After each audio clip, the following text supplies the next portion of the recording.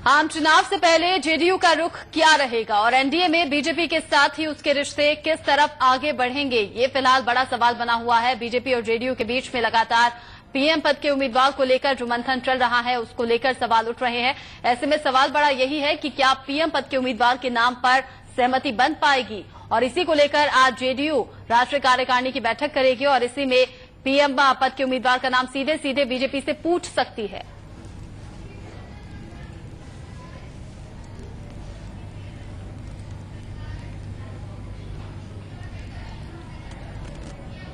और आज जेडीयू की कार्यकारिणी की बैठक है। जेडीयू की बैठक इसलिए अहम है कि हाल ही के दिनों में मोदी के नाम को लेकर बीजेपी और जेडीयू में टकराव की स्थिति काफी बढ़ गई थी। बीजेपी के ज्यादातर नेता मोदी को पीएम पद के लिए योग्य उम्मीदवार बता रहे हैं, तो दूसरी तरफ मोदी के नाम पर जेडीयू बिदकी हुई है।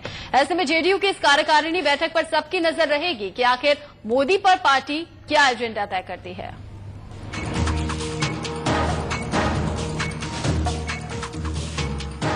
पीएम पद की उम्मीदवारी को लेकर नरेंद्र मोदी के नाम पर बीजेपी और जेडीयू के बीच की रस्साकसी बढ़ती ही जा रही है।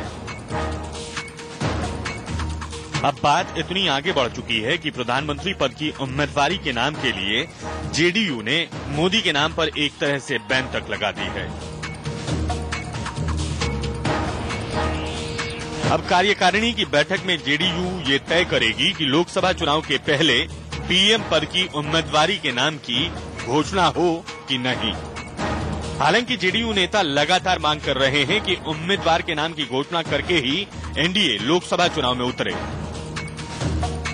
एनडीए के लिए अच्छा होगा और पब्लिक में क्लियर मैसेज जाएगा कि मेरा अगला प्रधानमंत्री कौन होगा।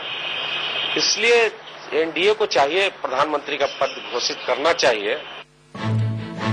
ऐसे में सवाल उठना लाजिमी है कि आखिर जेडीयू उम्मीदवार के नाम की घोषणा करके ही चुनाव में क्यों उतरना चाहती है।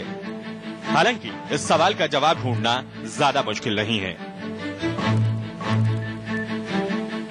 बिहार में 15% मुस्लिम आबादी है और मोदी का साथ देकर जेडीयू बिहार में अपना सियासी नुकसान होते नहीं देखना चाहती। नाम की घोषणा ना भी हो तो जेडीयू को ये डर बना रहेगा कि आखिरी समय में बीजेपी कहीं मोदी के नाम को ही आगे ना कर दें। ऐसे में उस समय जेडीयू के पास सियासी दोराहे पर खड़े हो जाने का डर भी है। अब सवाल ये है कि नीतीश के पास क्या क्या राजनीतिक विकल्प हो सकते हैं। पहला विकल्प, नीतीश एनडीए में बने रहें और मोदी की जगह किसी और के नाम पर सहमत हो जाएं।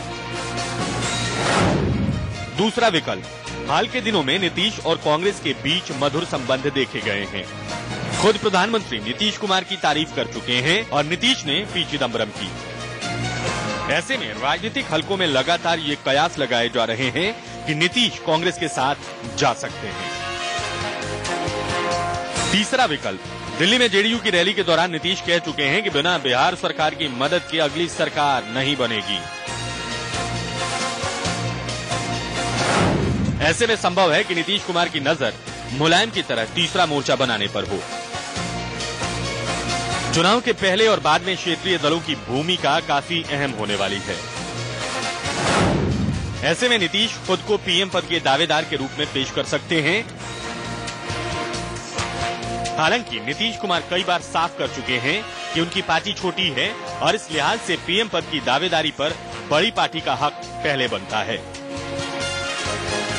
फैसला जो भी हो, लेकिन एक बात तो तय है कि नीतीश का ये फैसला देश की सियासत में बड़े बदलाव ला सकता है। Bureau report, India news.